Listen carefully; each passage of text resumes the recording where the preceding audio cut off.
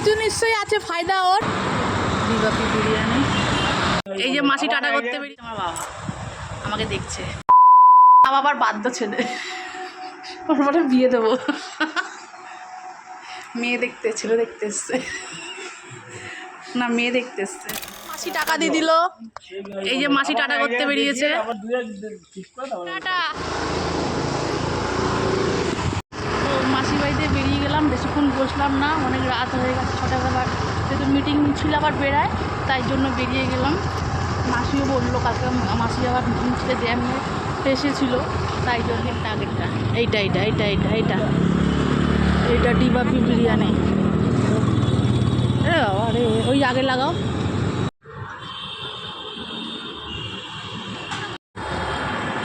তো আমি এখানে ওয়েট করছি দিবাপি বিরিয়ানির সামনে, সত্যুরেরটা কতক্ষণ নাগর করা সত্যুরের বিরিয়ানি দিলে।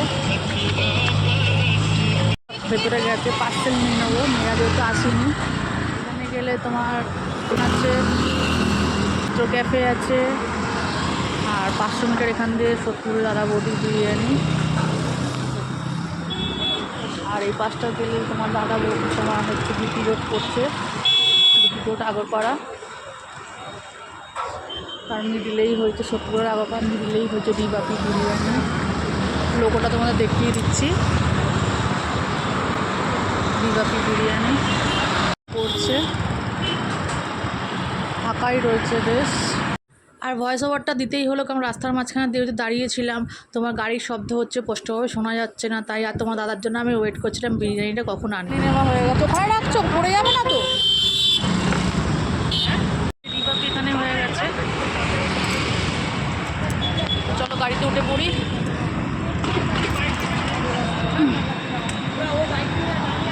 পাদানিটা বার করো তো, এটা বার করো। চলো দিবাপি বিরিয়ানি নেওয়া হয়ে গেছে, এবার বেরিয়ে পড়ি। এই রোড থেকে মিটিং মিছিল বেরিয়েছিল, 8:30টার সময় মিটিং মিছিল কমেছে। পাঞ্জাবি রেস্টুরেন্টের পাশেই তোমার পড়েছে হচ্ছে গাড়ি মিশেছে, তার পেছনেই হচ্ছে তোমার হচ্ছে দিবাপি বিরিয়ানি প্যান্ডেল। আর এটা আমার বাপের বাড়ির সামনে যে দুর্গাপুজো হয় সেটাই প্যান্ডেলটা হচ্ছে, আর তার জন্য অর্ধেক রাস্তাটা বন্ধ করে দিয়েছে, গাড়ি ঢোকানো যাচ্ছিল না, তাই আমি পায়ে হেঁটেই আসছিলাম।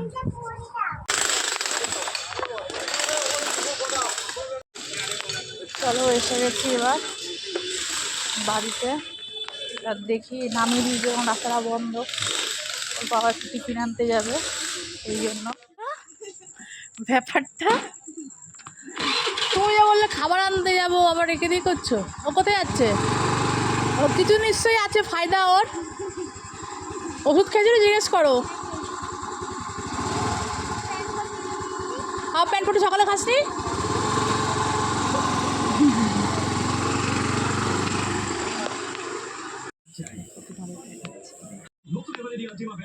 অদ্ভিকা পাল আছে, অদ্ভিকা পাল আছে, রাগ করেছে অদ্ভিকা পাল?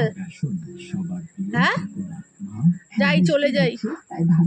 এই চলো গাড়ি বার করো, টাটা। হ্যাঁ তুমি কি রাগ করেছো? রাগ করোনি? বাড়ি চলে যাবো না আসবো ঘরে? ঘরে আসবো। ও দিদি ভাই, ঘরে আসবো না চলে যাবো?